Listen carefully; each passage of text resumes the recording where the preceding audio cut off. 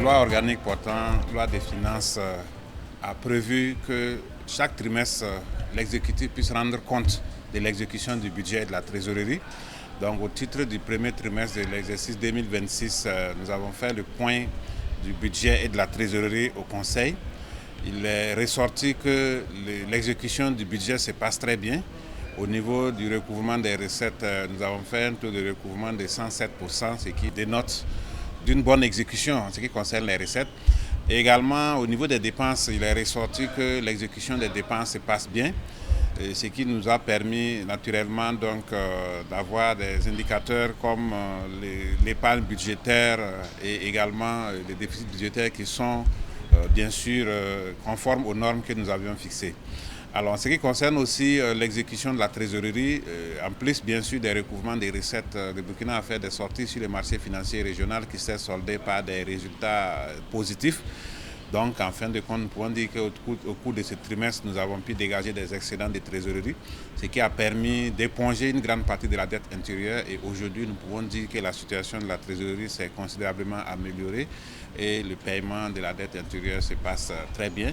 Donc, il s'agit maintenant de travailler à consolider ces efforts en renforçant les recouvrements, en travaillant toujours à rationaliser les dépenses conformément aux orientations données par les camarades présidents du FASO. Avec cette tendance, à la fin de l'année, nous allons encore améliorer la situation. Et justement, nous allons aller dans quelques mois à une loi de finances rectificative qui va permettre donc de prendre en compte un supplément des recettes pour que l'exécution du budget se passe bien au titre de l'exercice 2026. Le Conseil a également examiné et adopté un décret portant création d'un fonds souverain minier au Burkina appelé Fonds Sininyasigi. Il faut dire qu'il est ressorti la nécessité de faire en sorte que les recettes qui sont issues de la production minière puissent profiter non seulement aux générations présentes, mais également aux générations futures à travers la réalisation d'investissements structurants.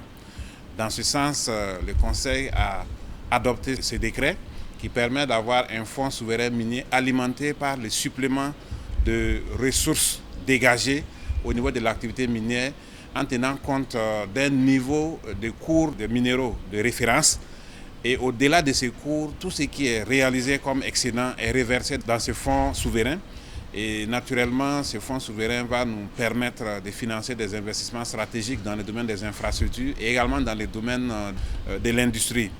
Ce fonds va être créé sous forme d'un compte d'affectation spéciale qui va donc permettre de financer non seulement des projets industriels, mais aussi des projets d'infrastructure.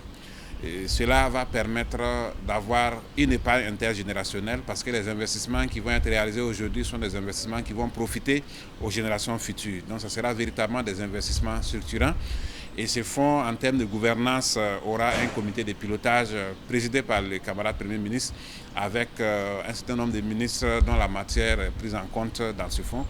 Et cela va permettre donc d'avoir une orientation claire en termes d'investissement et de faire en sorte aussi que les investissements qui vont être réalisés aujourd'hui profitent aux générations futures. Et les camarades présidents du FASO ont donné des instructions claires pour une gestion saine de ce fonds et surtout pour que tous les efforts soient fournis pour mobiliser les ressources nécessaires à l'alimentation de ces fonds et pour qu'à partir de l'année 2027, nous puissions commencer à voir les premières réalisations de ce fonds, qui est également un fonds très important pour le Burkina, un fonds intergénérationnel, un fonds qui va permettre de réaliser des investissements structurants.